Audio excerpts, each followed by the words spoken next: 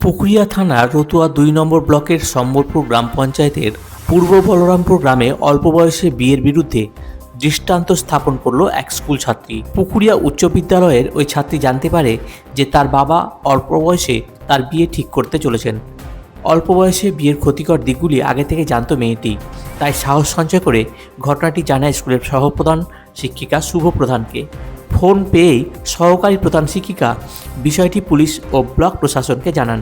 অভিযোগের ভিত্তিতে প্রশাসন তৎপরতার সঙ্গে গ্রামে পৌঁছে মেয়েটির পরিবারের সঙ্গে কথা বলেন। কর্মকর্তারা মেয়েটির বাবাকে বোঝান অল্প বয়সে বিয়ে দিলে শারীরিক, মানসিক ও সামাজিক কত চরম ক্ষতি হতে পারে।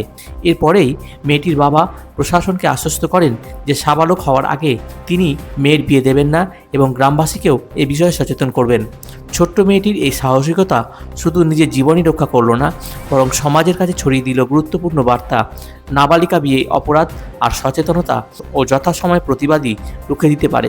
বিয়ে করতে চাই না, তো এই জন্য আমি ম্যামের কাছে এসেছিলাম। এটা আমার পড়ার শখ আছে অনেক, সেই জন্য ম্যামের কাছে সাহায্য চেয়েছিলাম। ম্যাম সাহায্য করেছে অনেক ভালো। আর এরকম যদি কারো এরকম হয় তো সবাই নিজের কোনো ম্যামকে বা স্যারকে জানাবে, তাহলে পরে তোমরাও সাহায্য পাবে অনেক।